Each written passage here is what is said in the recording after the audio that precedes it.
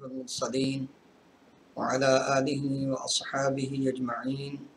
ومن تبعهم بإحسان إلى يوم الدين.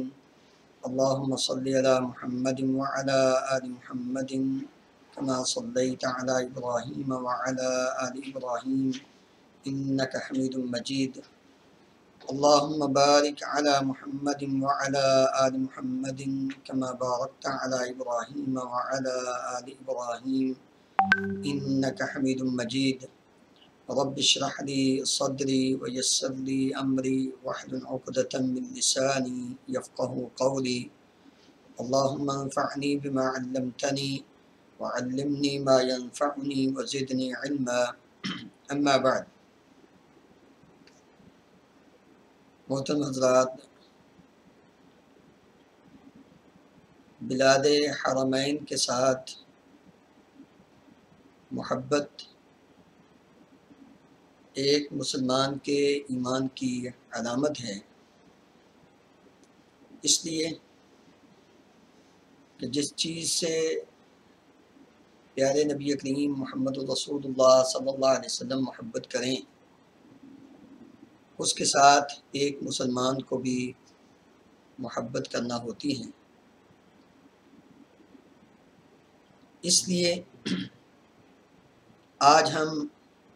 اللہ تعالیٰ کی توفیق سے جس ٹاپک پر گفتگو کرنے جا رہے ہیں، حرمین شریفین کے فضائل کیا ہیں اور ان کے ساتھ کسی قسم کی کجروی رکھنے والے شخص اور اس کی حرمت کو پامال کرنے والے انسان کے لیے اللہ تعالیٰ نے اور نبی کریم صلی اللہ علیہ وسلم نے کیا وعید سنائی ہے، اس پر کتاب و سنت کی روشنی میں ہم مختصر گفتگو کریں گے۔ تو سب سے پہلے ہمیں اس بات کا خیال رکھنا چاہیے کہ اللہ تعالیٰ نے نبی کریم صلی اللہ علیہ وسلم کے ذریعے ایک شہر کو آپ صلی اللہ علیہ وسلم کی جائے ولادت قرار دیا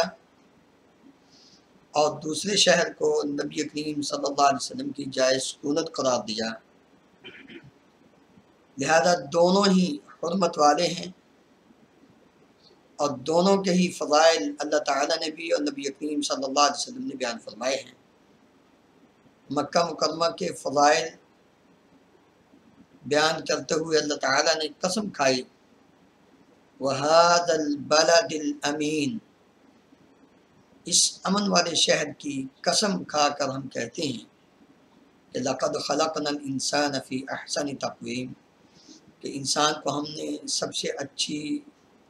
شکل میں، اچھی تقویم میں پیدا کیا۔ تو یہ بہت بڑا اعزاز ہے مکہ مکرمہ کے لیے۔ پھر نبی کریم صلی اللہ علیہ وسلم نے جامع ترمذی میں عبداللہ ابن عدی ابن حمراء الزہری رضی اللہ عنہ وہ بیان کرتے ہیں کہ میں نے رسول اللہ صلی اللہ علیہ وسلم کو دیکھا مقام حضورہ پر کہ آپ صلی اللہ علیہ وسلم نے فرمایا مکہ مکرمہ کو مخاطب کر کے، واللہ انکی لخیر عبد اللہ واحب عبد اللہ الی اللہ ولولا انی اخرجت منک ما خرجت، اللہ کی قسم کہ تو روئے زمین پر سب سے زیادہ بہتر جگہ ہے، اللہ تعالیٰ کی زمین پر سب سے بہتر جگہ تو ہے، مکہ کو مخاطب کر کے نبی صلی اللہ علیہ وسلم فرما رہے ہیں، اور اللہ تعالیٰ کے نزدیک سب سے زیادہ محبوب جگہ بھی، زمین کا حصہ بھی تو ہے۔ اور اگر یہ بات نہ ہوتی کہ مجھے اس مکہ سے نکال دیا گیا تو میں کبھی بھی نہ نکلتا، مجھے نکال دیا گیا ہے اس لیے میں اس سے نکل رہا ہوں۔ گویا نبی کریم صلی اللہ علیہ وسلم کا دل نہیں چاہتا تھا کہ آپ صلی اللہ علیہ وسلم مکہ مکرمہ کو چھوڑ کر مدینہ منورہ کی طرف جاتے، جائے ولادت تھی، لیکن چونکہ قوم نے آپ کو نہ رہنے دیا، اس لیے آپ صلی اللہ علیہ وسلم نے فرمایا کہ تو، اور دوسری روایت میں نبی صلی اللہ علیہ وسلم نے فرمایا کہ تو سب سے زیادہ محبوب ہے مجھے، اللہ کی زمین میں سب سے مجھے زیادہ محبوب ہے، جس طرح اللہ تعالیٰ کو محبوب ہے اسی طرح تو مجھے بھی محبوب ہے۔ تو اس لیے نبی کریم صلی اللہ علیہ وسلم نے فرمایا کہ مکہ مکرمہ روز اول سے، جس دن سے اللہ تعالیٰ نے زمین و آسمان کو پیدا کیا ہے، اسی دن سے اس کو حرمت والا قرار دیا ہے۔ اور ابراہیم علیہ السلام کی نے بھی یہ اللہ تعالیٰ سے دعا کی تھی، وَإِذْ قَالَ إِبْرَاهِيمُ رَبِّ اجْعَلْ هَذَا بَلَدًا آمِنًا، اے اللہ اس شہر کو امن والا شہر بنانا۔ اور اس کے لیے ابراہیم علیہ السلام نے حرمت کی دعا کی کہ اللہ اس کو حرمت والا بنانا۔ تو جو انسان اس کی حرمت کا قائل نہ ہو یا اس کی حرمت کو پامال کرنے کی کوشش کرے، تو اللہ رب العالمین فرماتے ہیں ان الذین کفروا ویصدون عن سبیل اللہ والمسجد الحرام الذی جعلناہ للناس سواء العاکف فیہ والباد ومن یرد فیہ بإلحاد بظلم نذقہ من عذاب علیم۔ سورہ حج کی آیت نمبر 25 میں اللہ تعالیٰ فرماتے ہیں وہ لوگ جنہوں نے کفر کیا اور اللہ تعالیٰ کے راستے سے اور مسجد حرام سے لوگوں کو دور رکھتے ہیں، روکتے ہیں، وہ مسجد حرام، وہ بیت اللہ، وہ مکہ مکرمہ جعلناہ للناس، جس کو ہم نے بنایا ہے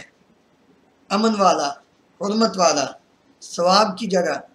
خواہ لوگ اس میں اعتکاف بیٹھیں آ کر رہیں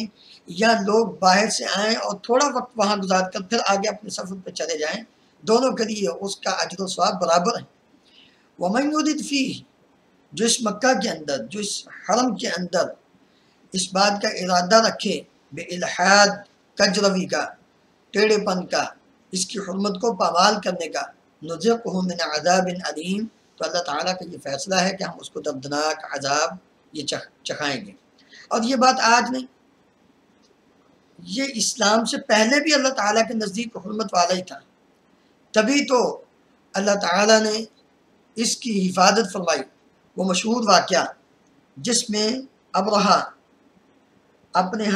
ہاتھیوں کو لے کر مکہ مکرمہ پر چڑھائی کرنے کے لیے آیا تھا، تو ابھی نبی کریم صلی اللہ علیہ وسلم کی ولادت باسعادت بھی نہیں ہوئی تھی۔ تو اس وقت سردار عبد المطلب کے جو الفاظ تھے، اگر ہم اس پر غور کریں تو یہ بات سمجھ میں آتی ہے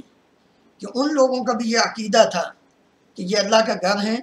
یہ حرمت والا گھر ہے، اس کی حفاظت وہ اللہ تعالیٰ ہی فرمائے گا۔ جب ابرہہ نے سردار عبد المطلب سے ملاقات کی تو انہوں نے کہا کہ میرے وہ 200 اونٹ جو آپ نے قبضے میں کیا وہ مجھے واپس کر دو۔ وہ کہنے لگا میں تو سمجھتا تھا کہ آپ اس شہر کے بارے میں، اس گھر کے متعلق بات کریں گے، تو آپ نے اپنے مال و دولت کی بات کی ہے۔ تو وہ کیا کہتے ہیں بات یہ ہے کہ یہ 200 اونٹ میرے ہیں، وہ گھر اللہ کا ہے، اس لیے مجھے ان کی ضرورت ہے، وہ گھر اس کا ہے، وہ اس کی حفاظت کرے گا۔ تو اللہ تعالیٰ نے اسی وقت یہ آیات،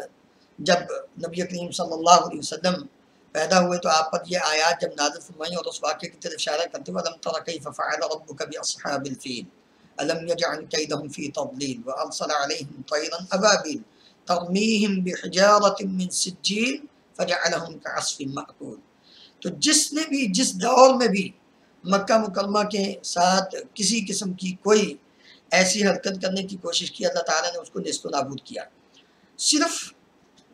جب قرب قیامت، صحیح بخاری کی روایت ہے، یخرب الکعبۃ ذو السویقتین من الحبشہ، ایک پتلی پتلی چھوٹی چھوٹی پنڈلیوں والا حبشی وہ مکہ مکرمہ کے اندر جب داخل ہوگا تو بیت اللہ شریف کو خراب کرے گا، تو اس سے پہلے جتنی مرضی کوئی بھی سپر پاور آ جائے وہ کچھ نہیں بگاڑ سکتی، یہ اللہ تعالیٰ کا فیصلہ ہے۔ تو اس لیے جو لوگ بھی اس قسم کی سوچ اور فکر رکھتے ہیں مکہ مکرمہ کے حوالے سے یا مدینہ منورہ کے حوالے سے، ان کو یہ سوچنا چاہیے کہ وہ اپنا ہی نقصان کریں گے، ان دونوں شہروں کا وہ کچھ نہیں بگاڑ سکتے۔ کیوں؟ اللہ تعالیٰ نے ان کو حرمت والا قرار دیا ہے اور ان کی حفاظت بھی اللہ تعالیٰ ہی فرما رہی ہے۔ اسی طرح مدینہ منورہ جو ہے، اس کے حوالے سے بھی نبی کریم صلی اللہ علیہ وسلم کے فرامین کہ جس میں آپ صلی اللہ علیہ وسلم نے اس کے فضائل کو بیان فرمایا، मदीना मुनव्वरा के कई नाम हैं। अल मदीना जो कुरान मजीद में जिक्र है, वमा कान लिअहलिल मदीनति वमन हौलहुम मिनल अअराब अन यतखल्लफू अन रसूलिल्लाह ताबा, इसका एक नाम है। जाबिर इब्न समुरा रज़ियल्लाहु अन्हु बयान करते हैं, नबी करीम सल्लल्लाहु अलैहि वसल्लम ने फरमाया, इन्नल्लाह सम्मल मदीनता ताबा, कि अल्लाह ताला ने मदीना का नाम ताबा रखा है। और तय्यबा इस मदीना मुनव्वरा का नाम भी है, मदीना तय्यबा हम कहते हैं। ज़ैद इब्न साबित रज़ियल्लाहु अन्हु बयान करते हैं, नबी करीम सल्लल्लाहु अलैहि वसल्लम ने फरमाया, इन्नहा तय्यबा यानी अल मदीना व इन्नहा तनफिल खबस कमा तनफिल नार खबस अल फिद्दा, ये इस तरह छांट देती है निफाक और कुफर को, बुरे लोगों को, जिस तरह भट्टी के अंदर चांदी को डाल दिया जाए तो वो भट्टी चांदी की मैल कुचैल को साफ कर देती। तो मदीना मुनव्वरा अपने अंदर से बुरे लोगों को इस तरह साफ कर देता है जिस तरह के भट्टी के अंदर वो डालें, किसको, चांदी को डालें तो उसकी मैल कुचैल साफ हो जाती। तो इसलिए मदीना मुनव्वरा को तय्यबा कहा गया है कि ये पाक करने वाला है, अपने अंदर किसी भी खबासत को बाकी नहीं छोड़ने वाला। इसका नाम अद्दार भी है। वल्लज़ीना तबव्वउद्दार वल ईमान मिन क़ब्लिहिम युहिब्बूना मन हाजरा इलैहिम, वो मशहूर वाक़या, एक मेहमान आए नबी करीम सल्लल्लाहु अलैहि वसल्लम के पास, तो आपने अपने घरों की तरफ पैगाम भेजा, कुछ खाने को है, किसी के घर में नहीं, तो अंसारी साहब भी खड़े हुए, या रसूलल्लाह मैं इसको अपना मेहमान बना लेता हूँ। घर में ले गए, एक ही आदमी का खाना है, उस मेहमान को खिला दिया, बच्चों को वैसे सुला दिया और खुद पास बैठकर दिया बुझाकर वो आहिस्ता आहिस्ता, आपने सूरह हश्र में वो पूरा वाक़या पढ़ लिया उसके अंदर। तो नबी करीम सल्लल्लाहु अलैहि वसल्लम ने इस सुबह जब हुई तो आपने ये आयत तिलावत फरमाई कि अल्लाह ताला ने फरमाया कि वल्लज़ीना तबव्वउद्दार वल ईमान मिन क़ब्लिहिम युहिब्बूना मन हाजरा इलैहिम, जिन्होंने घर बनाया और ईमान को जगह दी, लोग जो आए इस मदीना के अंदर उनके साथ मोहब्बत की, मुहाजिरीन के साथ, अंसार ने, तो इसका नाम अद्दार भी है मदीना का। इसके फ़ज़ाइल जो बयान किए, सबसे पहली फजीलत तो यह है कि नबी करीम सल्लल्लाहु अलैहि वसल्लम को मदीना मुनव्वरा के साथ शदीद मोहब्बत थी, बहुत ज़्यादा मोहब्बत थी नबी सल्लल्लाहु अलैहि वसल्लम को मदीना तय्यबा के साथ। जब सहाबा किराम रज़ियल्लाहु अन्हुम अजमईन हिजरत करके मदीना मुनव्वरा तशरीफ़ लाते हैं, अबू बकर सिद्दीक़ रज़ियल्लाहु अन्हु, उम्मुल मोमिनीन सय्यदा आयशा रज़ियल्लाहु अन्हा बयान करती हैं, अबू बकर सिद्दीक़ रज़ियल्लाहु अन्हु, बिलाल रज़ियल्लाहु अन्हु बीमार हो गए। क्यों? वहाँ कुछ वबा फैली हुई थी, तो परेशान हुए। नबी करीम सल्लल्लाहु अलैहि वसल्लम ने जब अपने सहाबा की परेशानी को देखा तो फ़ौरन दुआ की, अल्लाहुम्मा हब्बिब इलैनल मदीना, अल्लाह हमारे दिलों में मदीना की मोहब्बत डाल दे, का हुब्बिना मक्का, जैसा कि तूने मक्का मुकर्रमा की मोहब्बत हमारे दिलों में डाली थी। औ अशद्द, बल्कि इससे भी ज़्यादा सख्त, ज़्यादा मोहब्बत मदीना की हमारे दिलों में डाल दे। और साथ क्या फरमाया, अल्लाहुम्मा बारिक लना फी साइना व फी मुद्दिना व सह्हिह लना हालना वनकुल हुमाहा इला जुहफा। नबी करीम सल्लल्लाहु अलैहि वसल्लम ने फरमाया कि इस मदीना के सा के अंदर बरकत पैदा फरमा, इसके मुद के अंदर बरकत पैदा फरमा, और इसको हमारे लिए सेहत वाली जगह करार फरमा, यानी इसको हमारे लिए सेहत वाली जगह बना ताकि इसके अंदर जो आए वो सेहतमंद रहे। और साथ क्या फरमाया कि इसकी जो वबाएँ हैं, वबाई अमराज जो हैं, इनको जोफ़ा की तरफ मुंतकिल फरमा। तो ये नबी करीम सल्लल्लाहु अलैहि वसल्लम ने इसके लिए इसके साथ मोहब्बत की दुआ फरमाई। बल्कि इससे बढ़कर, यानी मदीना क्या, मदीना मुनव्वरा के अंदर जो रहने वाले लोग थे, नबी करीम सल्लल्लाहु अलैहि वसल्लम ने तो उनके साथ मोहब्बत की दुआ फरमाई, बल्कि क्या फरमाया, उनको मुखातिब करके जो अंसार मदीना थे, वल्लज़ी नफ्सी बियदिही, आप ज़रा गौर फरमाएं कि उस जगह के साथ मोहब्बत का आलम, इससे पता चलता है कि जो जगह के रहने वाले हैं उनके साथ कितनी मोहब्बत है नबी सल्लल्लाहु अलैहि वसल्लम की। तो आप क्या फरमा रहे हैं, वल्लज़ी नफ्सी बियदी, अल्लाह की कसम जिसके कब्ज़ा कुदरत में, जिसके हाथ में मेरी जान है, इन्नकुम, किनको मुखातब करके फरमा रहे हैं, अंसार मदीना को, मदीना के रहने वालों को, इन्नकुम अहब्बुन नासी इलै, तुम मेरे नज़दीक सारी इंसानियत से ज़्यादा महबूब। अन्नास कहा, अन्नास के अंदर सारे लोग आ गए क़यामत तक के। नबी सल्लल्लाहु अलैहि वसल्लम क्या फरमाए, इन्नकुम अहब्बुन नासी इलैया, सही बुखारी के अंदर यह हदीस है। नबी सल्लल्लाहु अलैहि वसल्लम ने उनको मुखातब करके फरमाया कि तुम मुझे सारे लोगों से ज़्यादा प्यारे हो, महबूब हो। दूसरी फजीलत मदीना मुनव्वरा की जो नबी करीम सल्लल्लाहु अलैहि वसल्लम ने बयान फरमाई है कि आपने फरमाया कि इन्ना इब्राहीम حرم مکہ، ابراہیم علیہ السلام نے مکہ مکرمہ کو حرمت والا قرار دیا، اور میں مدینہ کو حرمت والا قرار دیتا ہوں۔ مدینہ کی فضیلت، مدینہ منورہ کی شان اور عظمت کہ اس کو نبی صلی اللہ علیہ وسلم نے حرمت والا قرار دیا۔ وَإِنِّي حَرَّمْتُ الْمَدِينَةَ مَا بَيْنَ لَابَتَيْهَا، آپ نے فرمایا کہ اس کی حدود جو ہیں سیاہ پتھروں والے دو میدانوں کے درمیان ہیں۔ ما بین لابتیہا، سیاہ پتھروں والے دو میدانوں کے درمیان ہے، اس کی جتنی جگہ وہ ساری کی ساری حرمت والی ہیں۔ آگے کیا فرمایا؟ لا یقطع عضاہا، اس کا کوئی درخت نہ کاٹا جائے، ولا یصاد صیدہا، اس کے شکار کو شکار کرنے کے لیے وہاں سے نہ بگایا جائے۔ نبی کریم صلی اللہ علیہ وسلم نے مدینہ منورہ کی۔ اسی طرح مکہ مکرمہ کے اندر بھی آپ نے فرمایا کہ وہاں کی کوئی گھاس نہ کاٹی جائے، وہاں کسی شکار کو نہ بگایا جائے، مکہ مکرمہ کے اندر جو گری ہوئی چیز ہوتی ہے اس کو وہاں سے نہ اٹھایا جائے، سوائے اس آدمی کے لیے جو اس کا اعلان کرنا چاہتا ہو تو وہ ایسے کر سکتا ہے، نبی کریم صلی اللہ علیہ وسلم نے فرمایا۔ اسی طرح نبی کریم صلی اللہ علیہ وسلم نے مدینہ طیبہ کے لیے برکت کی دعا فرمائی۔ اللہ اکبر۔ انس بن مالک رضی اللہ عنہ بیان کرتے ہیں رسول اللہ صلی اللہ علیہ وسلم نے فرمایا مدینہ کی فضیلت بیان کرتے ہوئے، اللہم اجعل بالمدینہ ضعفی مومنین عمر بن خطاب رضی اللہ عنہ کی کئی مرتبہ سنی کہ وہ ہمیشہ اپنے رب سے یہ دعا فرمایا کرتے تھے، امیر المومنین عمر بن خطاب رضی اللہ عنہ کیا دعا کرتے تھے؟ اللہم ارزقنی شہادتا فی سبیلک واجعل موتی فی عمر بن خطاب رضی اللہ عنہ کی کئی مرتبہ سنی کہ وہ ہمیشہ اپنے رب سے یہ دعا فرمایا کرتے تھے، امیر المومنین عمر بن خطاب رضی اللہ عنہ کیا دعا کرتے تھے؟ اللہم ارزقنی شہادتا فی سبیلک واجعل موتی فی بلد رسولک، صحیح بخاری میں، اے اللہ مجھے موت آئے تو شہادت کی موت نصیب کرنا، مجھے شہادت نصیب کرنا اپنے راستے میں، اور مجھے موت آئے تو تیرے پیارے حبیب محمد رسول اللہ صلی اللہ علیہ وسلم کے شہر مدینہ منورہ میں موت آئے۔ یہ دعا کرتے تھے۔ پوچھنے والے نے پوچھا امیر المومنین مدینہ منورہ میں موت کی تو بات سمجھ میں آتی ہے کہ اللہ تعالیٰ مدینہ طیبہ کے اندر آپ کو موت نصیب فرمائے، لیکن شہادت کی جو بات ہے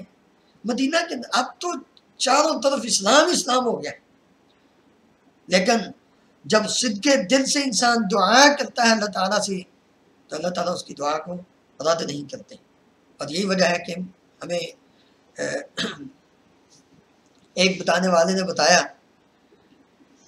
کہ علامہ ثانی علیہ صحیح رحمہ اللہ نے بھی یہی دعا کی تھی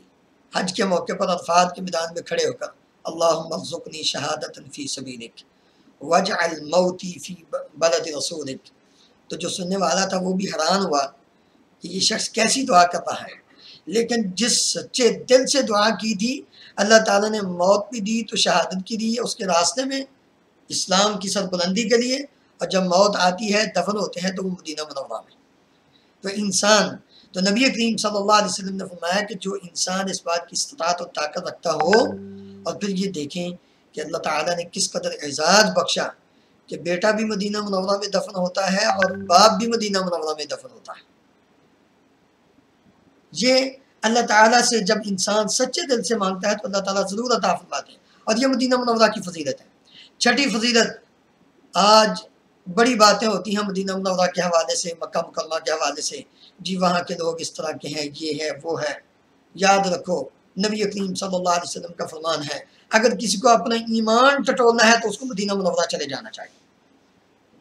اگر کسی کو اپنے صحیح مسلمان ہونے کا پتہ لگانا ہو تو اس کو مدینہ منورہ چلے جانا چاہیے، اگر وہ پکا سچا مسلمان ہوگا تو وہ مدینہ کے اندر رہ سکتا ہے، اگر وہ پکا سچا مسلمان مومن نہیں ہے تو وہ مدینہ کے اندر نہیں رہ سکتا۔ کیوں؟ اس لیے کہ ابو ہریرہ رضی اللہ عنہ بیان کرتے ہیں کہ قرب قیامت نبی کریم صلی اللہ علیہ وسلم نے یہ فرمایا تھا، ان الایمان لیأرز الی المدینہ کما تأرز الحیۃ الی جحرها، کہ ایمان مدینہ کی طرف سکڑ جائے گا، دنیا میں ایمان باقی نہیں رہے گا، ایمان سکڑ کے کہاں اکٹھا ہو جائے گا؟ سارے کا سارا مدینہ منورہ میں اکٹھا ہو جائے گا۔ تو ظاہر بات ہے جو مدینہ میں رہیں گے وہ مومن ہوں گے، جو مدینہ کے اندر رہیں گے لوگ وہ مومن ہوں گے، وہاں کا کنٹرول، وہاں کی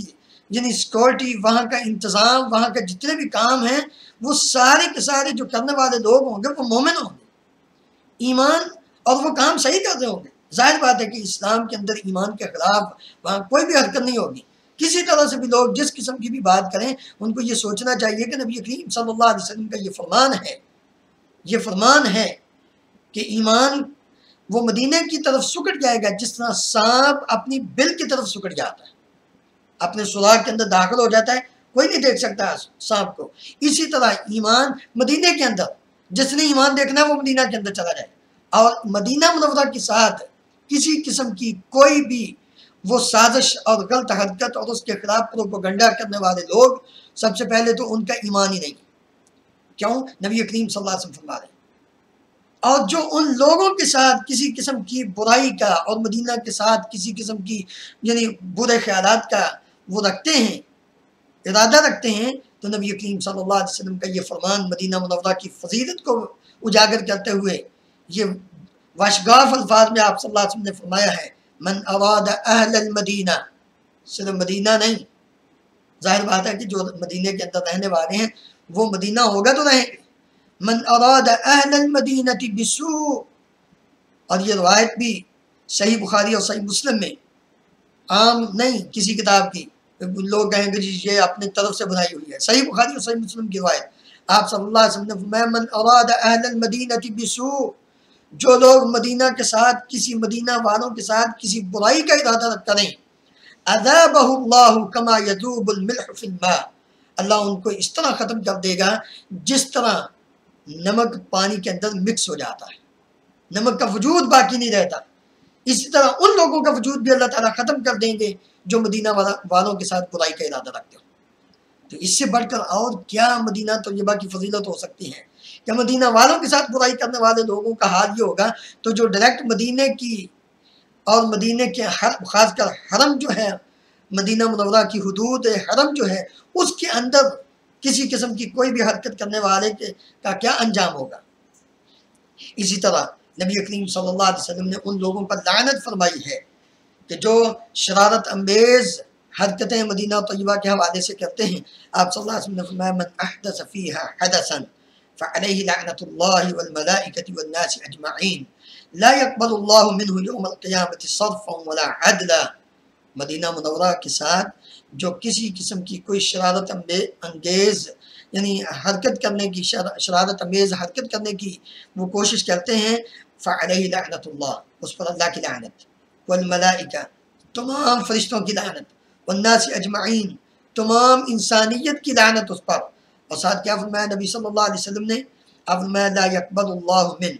اللہ تعالیٰ ایسے بندے سے قیامت کے دن نہ کوئی فرض وہ قبول کرے گا اور نہ ہی اس سے کسی قسم کی کوئی نفلی عبادت قبول ہوگی، نہ فرضی نہ نفلی، کسی قسم کی کوئی بھی چیز قبول نہیں ہوگی جو انسان مدینہ منورہ کے ساتھ کسی قسم کی شرارت امیز حرکت کرنے کا ارادہ رکھتا ہو اور اس کے اندر کوئی حرکت کرے. نبی کریم صلی اللہ علیہ وسلم نے فرمایا نامی فضیلت مدینہ طیبہ کی بیان کرتے ہوئے آپ نے فرمایا کہ اللہ تعالیٰ مدینہ طیبہ کو دجال سے محفوظ رکھے گا، دجال سے. اور یہ سب سے بڑا فتنہ ہے دجال کا، جس شہر کو اللہ تعالیٰ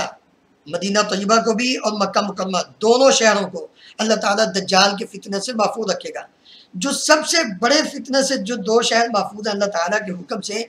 تو یہ چھوٹے چھوٹے جو دجال ہیں یہ کیا بگاڑ سکتے ہیں؟ نبی کریم صلی اللہ علیہ وسلم نے فرمایا، انس بن مالک رضی اللہ عنہ بیان کرتے ہیں، لیس من بلد الا سیطأہ الدجال الا مکہ والمدینہ.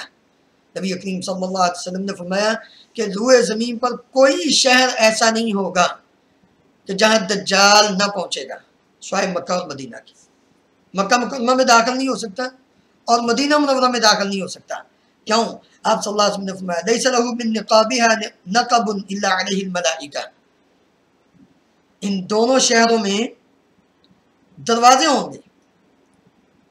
ہر دروازے پر فرشتے کھڑے ہوں گے جو ان کی حفاظت فرما رہے ہوں گے کہ دجال جہاں سے داخل ہونے کی کوشش کرے گا فرشتے اس کو پیچھے دھکیل دیں گے، نہیں داخل ہونے دیں گے، اور وہ کبھی بھی مکہ مکرمہ اور مدینہ منورہ میں داخل نہیں ہو سکے گا. نبی کریم صلی اللہ علیہ وسلم نے فرمایا. اور پھر آپ صلی اللہ علیہ وسلم نے فرمایا کہ وہ فرشتے صفوں کی حالت میں صافین یحرسونہا اس کی حفاظت کر رہے ہوں گے، صفوں میں کھڑے ہو کر اس کی چوکیداری کر رہے ہوں گے، پہرا دے رہے ہوں گے. اور ساتھ پھر نبی صلی اللہ علیہ وسلم نے مدینہ منورہ کی خاص کا فضیلت بیان کرتے ہوئے فرمایا ثم ترجف المدینہ بأہلہا ثلاث رجفات، پھر مدینہ اپنے رہنے والوں کے ساتھ رجفہ کرے گا. رجفہ آپ جانتے ہیں، وائبریشن، حرکت، یا آپ گاڑی کا رجفہ کہتے ہیں نا، وائبریشن ہوگی مدینہ منورہ کے اندر. مدینہ اپنے رہنے والوں پہ 3 مرتبہ حرکت کرے گا جیسے زلزلہ آتا ہے. تو کیا ہوگا اس حرکت سے؟ کیا ہوگا؟ نبی کریم صلی اللہ علیہ وسلم نے فرمایا فَيُخْرِجُ اللَّهُ كُلَّ كَافِرٍ وَمُنَافِقٍ، مدینہ منورہ کے اندر چوری چھپے جو کوئی کافر ہوگا، جو کوئی منافق ہوگا، مدینہ اس طرح اس کو جھنجھوڑے گا کہ وہ باہر نکل جائے گا. مدینہ منورہ کے اندر یہ خصوصیت ہے. اور ایک روایت میں نبی کریم صلی اللہ علیہ وسلم نے فرمایا ایک آدمی آیا آپ سے بیعت کی اسلام پر، دوسرے دن وہ بیمار ہو گیا اور بیمار شدید ہوا. نبی صلی اللہ علیہ وسلم کی خدمت میں حاضر ہو کر عرض کرتا یا رسول اللہ اپنی بیعت واپس لینا. آپ نے میں نہیں، بیعت نہیں واپس لینی. اس نے پھر کہا آپ نے بیعت واپس نہیں لینی. 2-3 مرتبہ جب آپ نے کہا تو وہ بیعت واپس نہ لیا آپ نے، تو وہ مدینہ منورہ چھوڑ کر چلا گیا. تو آپ صلی اللہ علیہ وسلم نے فرمایا مدینہ اپنے اندر خباثت کو باقی نہیں رکھتا، مدینہ اپنے اندر پاکیزگی کو، طہارت کو باقی رکھتا ہے. اس کا نام اس لیے طیبہ ہے. جو اس کے اندر رہے گا وہ پاک و صاف ہوگا. جو پاک صاف نہیں ہونا چاہتا مدینہ اس کو اپنے اندر رہنے ہی نہیں دیتا. تو میرے عزیز بھائیو، نبی کریم صلی اللہ علیہ وسلم نے جس شہر کے متعلق، 2 شہروں کے متعلق اتنے فضائل بیان کیے ہوں، اور جو ان کے متعلق کسی برائی کا ارادہ رکھنے والا ہو اس کے حوالے سے آپ صلی اللہ علیہ وسلم نے اتنی سخت وعید سنائی ہو، تو ان لوگوں کو آج بھی سوچنا چاہیے اور قیامت تک سوچنا چاہیے آخر ہم کس بیس پہ اس کے ساتھ برائی کا ارادہ رکھتے ہیں. اور یاد رکھو دنیا میں کسی دور میں بھی کوئی بھی انسان مکہ مکرمہ اور مدینہ منورہ کے ساتھ برائی کا ارادہ اور سوچ، کیوں اس سے پہلے بھی، کچھ عرصہ پہلے بھی، آج بھی، ابھی بھی چل رہی ہیں کئی باتیں کہ ہم قبضہ کریں گے، اور کچھ کی یہ سوچ اور فکر ہے کہ ہم اس کے اندر یہ جو تسلط ہے اس حکومت کا، ہم اس کو ختم کر کے اپنا تسلط قائم کریں گے اور اس کے اندر نعوذ باللہ ابو بکر و عمر رضی اللہ عنہما کی قبروں کو اکھاڑیں گے. یہ ساری باتیں یہ خام خیالی. کیوں؟ جس شہر کی اللہ حفاظت فرمائے، جس شہر کی اللہ کے فرشتے حفاظت فرمائے، اس پر کون قبضہ کر سکتا ہے اور اس کو کون خراب کر سکتا ہے؟ جو بھی خراب کرنے کی کوشش کرے گا اس کا انجام نبی کریم صلی اللہ علیہ وسلم نے فرمایا وہی ہوگا جو نمک کا انجام پانی کے اندر ہوتا ہے. تو اس لیے ہمارا یہ ایمان ہے، ہماری یہ محبت ہے مدینہ طیبہ کے ساتھ کہ قیامت تک اللہ تعالیٰ ان کی حفاظت فرمائے گا. جب قیامت آئے گی سب سے پہلے مدینہ منورہ سے نبی کریم صلی اللہ علیہ وسلم اٹھیں گے. ایمان آخر میں وہ مدینہ طیبہ کی طرف سکٹ جائے گا. حقیقی مومن اگر ملیں گے تو وہ مدینہ کے اندر ملیں گے، حقیقی ایمان ہوگا تو وہ مدینہ طیبہ کے اندر ہوگا. اسی حالت میں قیامت قائم ہوگی، اور اسی حالت میں نبی کریم صلی اللہ علیہ وسلم پھر جب اٹھیں گے قیامت کے دن، آپ نے فرمایا کہ سب سے پہلے میری قبر پھٹے گی اور میرے ساتھ ابو بکر و عمر، پھر ساری انسانیت، اور پھر معاشر کے میدان کی طرف جائیں گے. تو یہ وہ 2 شہر ہیں جن کی حرمت کو اللہ تعالیٰ نے نبی کریم صلی اللہ علیہ وسلم نے بیان فرمایا ہے. اس لیے ہم سب کا یہ ایمان ہونا چاہیے اور ہم سب کی یہ محبت ہونی چاہیے کہ جس کے ساتھ نبی کریم صلی اللہ علیہ وسلم کی محبت ہے، اگر ہم محبت نہیں کریں گے ان کے حوالے سے، اپنے دل میں کوئی بغض رکھیں گے مدینہ کے ساتھ کہ مدینہ والوں کے ساتھ، تو ہمیں اپنے ایمان کی فکر کرنی چاہیے. اللہ تعالیٰ ہم سب کو سمجھنے کی، کتاب و سنت کو سمجھنے کی اور اس پر عمل کر کے زندگی بسر کرنے کی توفیق عطا فرمائے. شیخ صاحب ایک سوال ہے کہ یہ لوگ ایک حدیث بتاتے ہیں کہ جو شخص مدینہ میں دفن ہو جائے تو اس کی مغفرت. ابھی میں نے ایک حدیث بیان کی ہے کہ نبی کریم صلی اللہ علیہ وسلم نے یہ فرمایا تھا کہ جو شخص اس بات کی استطاعت رکھے کہ اس کو موت مدینہ منورہ میں آئے تو فلیفعل، وہ ایسا کرے. مدینہ منورہ میں جس شخص اس بات کی استطاعت رکھتا ہو کہ اس کو موت مدینہ میں آئے تو اس کو ایسا کرنا چاہیے. اور آپ صلی اللہ علیہ وسلم نے فرمایا کہ جو مدینہ میں فوت ہوگا فإنی اشفع، میں اس کی کیا کروں گا؟ شفاعت کروں گا قیامت کے دن. شیخ صاحب اب آج جو مدینہ ہے وہ تو کافی زیادہ بڑھ چکا ہے، تو یہ کیا پورے مدینہ جو جس کو ہم حرم کہتے ہیں یا پھر جو مدینہ اب جو شہر ہے اس کی بات ہو؟ حرم کی جو حدود ہے یہ سارا مدینہ ہی، حرم کی حدود کے اندر اس کو نبی کریم اس کی فضیلت بیان کی ہے۔ ظاہر ہے حرم کی حدود سے باہر تو کچھ بھی کیا جا سکتا ہے، لیکن حرم کی حدود کے اندر جو شخص بھی اس قسم کی کوئی حرکت کرنے کی کوشش کرے گا وہ کبھی بھی نہیں بچ سکتا۔ حرم کی حدود متعین ہے اور حرم کی حدود متعین ہے۔ نبی کریم صلی اللہ علیہ وسلم نے فرمایا کہ ما بین لابتیھا، دو سیاہ پتھر والا جو میدان ہے اس کے درمیان وہ، اور باقاعدہ سعودی گورنمنٹ نے چاروں طرف حرم مدینہ کے بورڈ لگائے ہوئے ہیں کہ یہاں سے مدینہ کی حرم شروع یعنی حدود شروع ہو جاتی ہیں،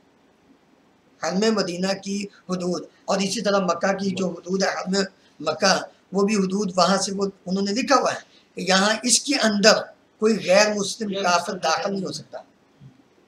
یعنی اس کے اندر باقاعدہ یہ لکھا ہوا ہے۔ شیخ صاحب کچھ لوگ کہتے ہیں کہ جب بندہ عمرہ کرنے جاتا ہے تو اگر وہ مدینہ نہ جائے عمرہ کرنے کے بعد تو پھر اس کی جو ہے یعنی وہ اس کی فضیلت میں کمی آ جاتی ہے یا پھر اس کی قبول نہیں ہوتا، کچھ اس طرح کا وہ بڑا عمرے کے حوالے سے یہ سوال کہ جو شخص عمرہ کرنے کے لیے جائے اور مدینہ منورہ نہ جائے تو اس کے ثواب میں کمی آتی ہے کہ نہیں آتی، تو دیکھیے بات یہ ہے کہ مناسک عمرہ یا مناسک حج ان کا تعلق مکہ مکرمہ کے ساتھ ہے، ان کا تعلق مکہ مکرمہ کے ساتھ۔ ہاں مدینہ منورہ کی طرف جانا، نبی کریم صلی اللہ علیہ وسلم کی صحیح حدیث ہے لا تشد الرحال الا الى ثلاثه مساجد، ثواب کی نیت سے رخت سفر باندھ کر جانا یہ 3 مسجدوں کے علاوہ اور کسی کی طرف جائز نہیں، 3 مسجدوں کے علاوہ کسی اور کی طرف جانا یہ جائز نہیں ہے۔ ثواب کی نیت سے انسان باقاعدہ اپنا ساز و سامان باندھ کر سفر کے لیے روانہ ہو، ان میں ایک مسجد حرام ہے، ایک مسجد اقصی ہے اور ایک مسجد نبوی ہے۔ تو نبی کریم صلی اللہ علیہ وسلم نے ان تینوں مسجدوں کی طرف سفر کی نیت سے ثواب کی نیت سے سفر کرنے کی اجازت دی اور آپ فرمایا کہ جانا چاہیے۔ البتہ مناسک عمرہ اور مناسک حج ان کا تعلق خالصتاً مکہ مکرمہ کے ساتھ ہے، مدینہ منورہ کے ساتھ ان کا تعلق نہیں ہے۔ نبی صلی اللہ علیہ وسلم کی مسجد کی زیارت کی نیت سے انسان کو جانا چاہیے اور وہاں جا کر نماز ادا کرنی چاہیے، کیونکہ آپ صلی اللہ علیہ وسلم نے فرمایا کہ میری مسجد میں، مسجد نبوی میں نماز ادا کرنے کا اجر و ثواب 1000 نماز سے افضل ہے باقی جگہوں پر، الا المسجد الحرام، سوائے مسجد حرام کے۔ تو مسجد حرام میں 1,00,000 نماز ادا کرنے کا اجر و ثواب ہے، مسجد نبوی میں 1000 سے افضل بہتر آپ نے فرمایا کہ نماز پڑھے، تو اس لیے سے انسان کو جانا چاہیے مسجد نبوی۔ اور اسی ضمن میں یہ بھی ایک سوال عموماً اکثر لوگ کہتے ہیں جی ہم تو صرف روضہ رسول صلی اللہ علیہ وسلم کی زیارت کے لیے جاتے ہیں، تو ان بھائیوں کے لیے یہ عرض ہے کہ دیکھیں آپ مسجد نبوی کی زیارت کی نیت سے جائیں تو اس میں اجر و ثواب ہے، تو روضہ رسول کی صلی اللہ علیہ وسلم کی زیارت تو آٹومیٹکلی ہو ہی جائے گی انشاءاللہ، تو آپ وہاں سلام پڑھیں درود پڑھیں تو وہ اجر و ثواب تو آپ کو ملے گئے، لیکن اگر آپ صرف اس نیت سے جاتے ہیں تو مسجد نبوی کی جو فضیلت ہے وہ تو آپ کی وہ نیت اور نبی صلی اللہ علیہ وسلم کی حدیث کی مخالفت ہوگی۔ تو دیکھیں اس کی مثال اس طرح آپ سمجھ لیں، ایک شخص گھر بناتا ہے اور گھر کے اندر کوئی کھڑکی یا کوئی وہ روشن دان رکھتا ہے اس وجہ سے کہ وہاں سے تازہ ہوا آئے، لیکن اگر وہ اس نیت سے رکھے کہ یہاں سے اذان کی آواز آئے تو تازہ ہوا تو آنی ہے، تو نیت بہتر ہو گئی۔ جب نیت صحیح ہوئی تو 2 اجر و ثواب، ایک وہ اجر و ثواب اذان سننے کا، دوسرا فائدہ جو تازہ ہوا کا وہ بھی۔ نبی کریم صلی اللہ علیہ وسلم کے پاس ایک صحابی آئے، آپ نے ان کے گھر کو دیکھا تو آپ نے پوچھا تھا یہ کس لیے رکھا ہے؟ یا رسول اللہ اس لیے کہ ہوا روشنی آئے، تو آپ نے اگر یہ نیت ہوتی کہ یہاں سے اذان کی آواز آئے تو اس میں ہوا تو آنی تو اس میں آپ کو اجر و ثواب ملنا تھا۔ تو اگر ہم نبی صلی اللہ علیہ وسلم کی حدیث کو مد نظر رکھ کر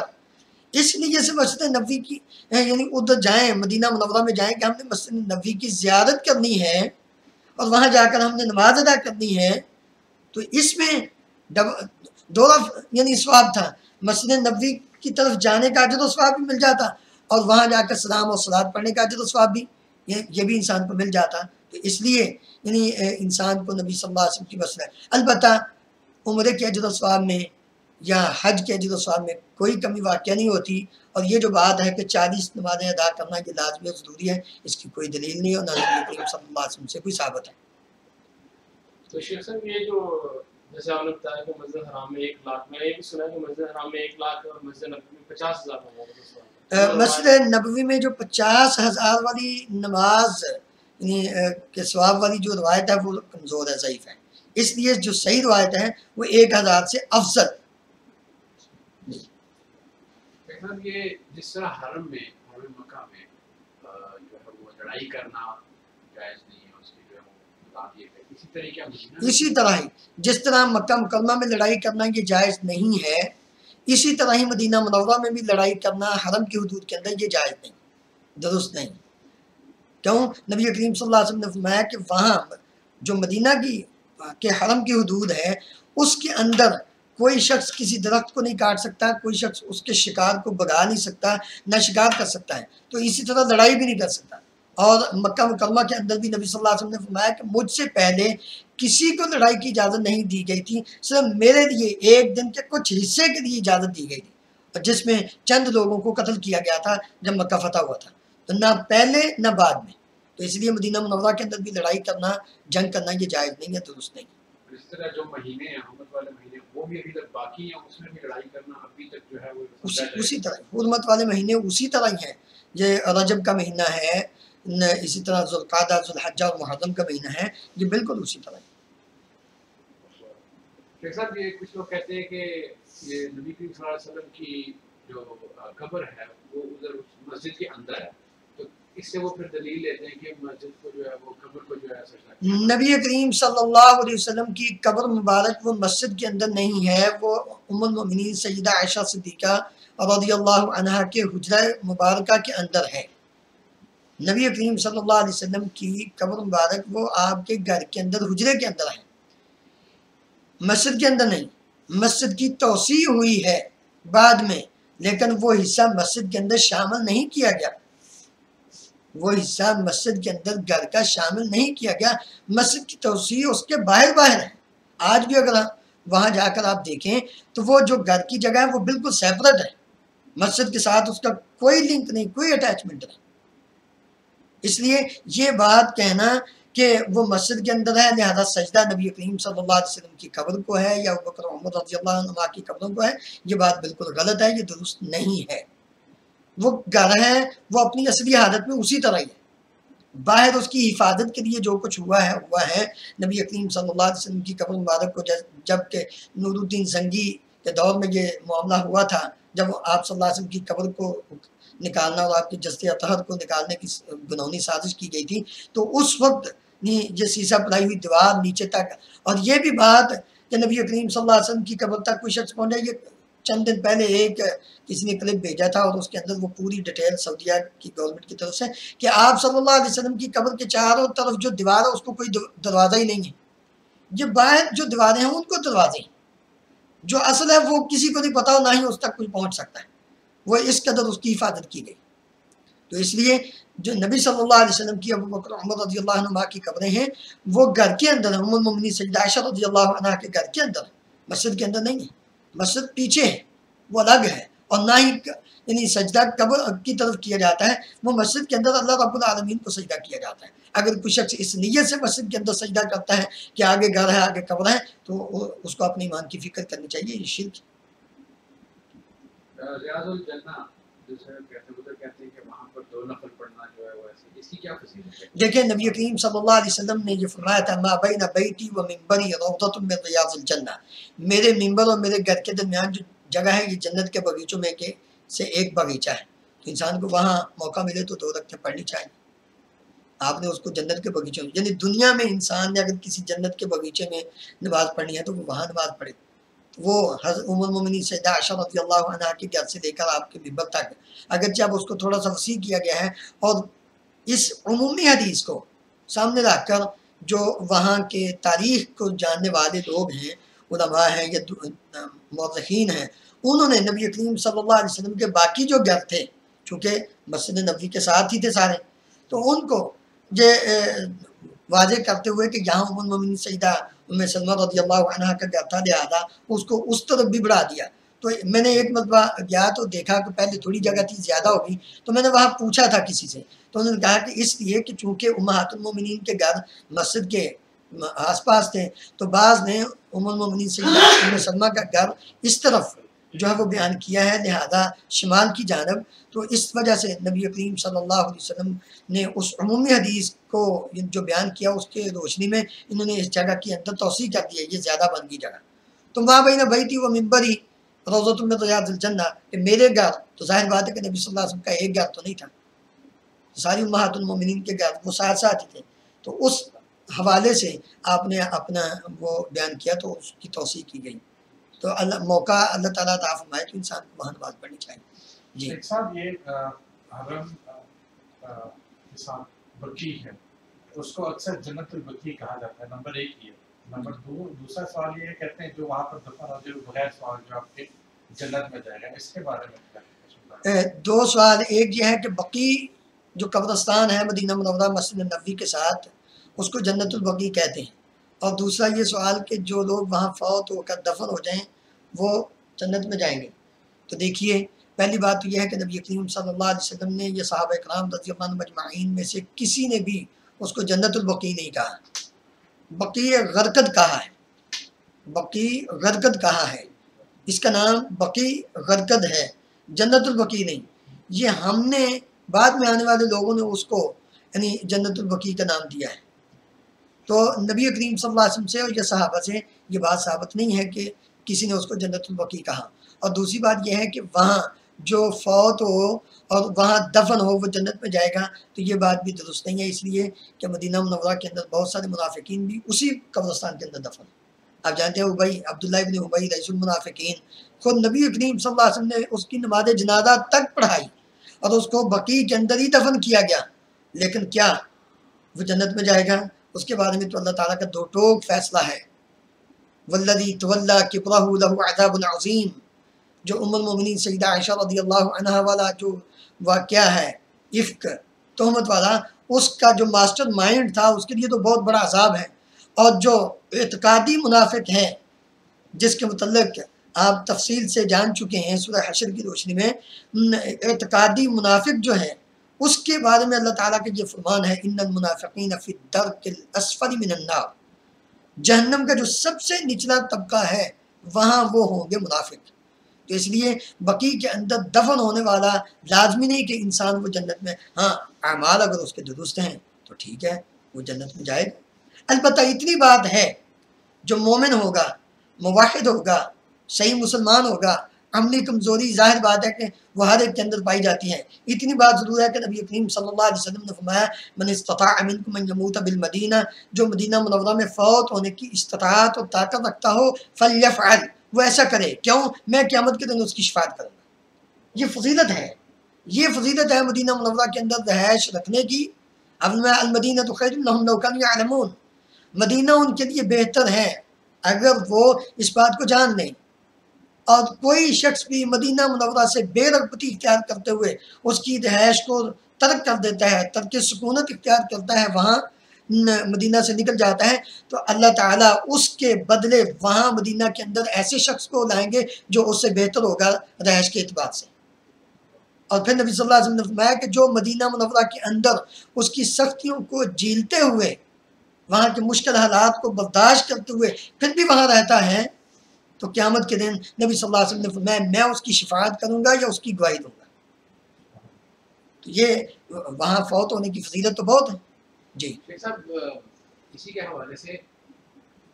کچھ کہا جاتا ہے کہ جو بڑے بڑے صحابہ تھے جب مدینہ چھوڑ کے چلے گئے تو پھر وہ کیوں چھوڑ کے چلے گئے جب اتنی فضیلت؟ وہ مدینہ منورہ کی سختی کو سے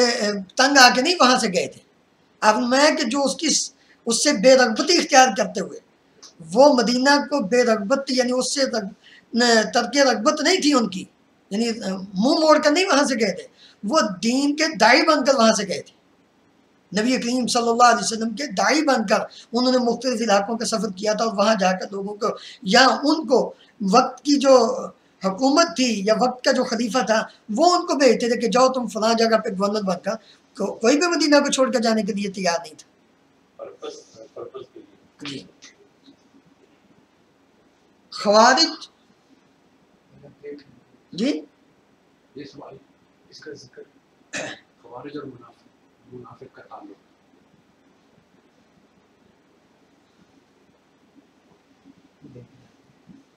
ये देखें, इन दोनों का, खवारिज और मुनाफिक, खवारिज, खारजी और मुनाफिक, इन दोनों का ताल्लुक इस्लाम के साथ नहीं। मुख्तसर इसका जवाब कि खारजी और मुनाफिक इंसान, इसका इस्लाम के साथ कोई ताल्लुक नहीं होता। इस्लाम की बीख को नहीं करने के लिए ये अपने प्रोपोगंडे बनाते रहते हैं। मुनाफिक आदमी और खारजी, ये दोनों, इनका आपस में क्या ताल्लुक? ये एक दूसरे, अल कुफ्र मिल्लतुन वाहिदा, आम हदीस में ये तहसबुहुम जमीअन व कुलूबुहुम शत्ता, उसकी रोशनी में आप इनका ताल्लुक आपस का देख लें कि अपने अपने पर्पस और प्रोग्राम के हवाले से ये अलग हैं, लेकिन जब इस्लाम के खिलाफ होते हैं तो ये इकट्ठे हैं। इनके अंदर की कुदूरत और नफरत और बुग़्ज़ वो इस्लाम के साथ एक जैसा ही है, खारजियों का भी और मुनाफिकीन का भी।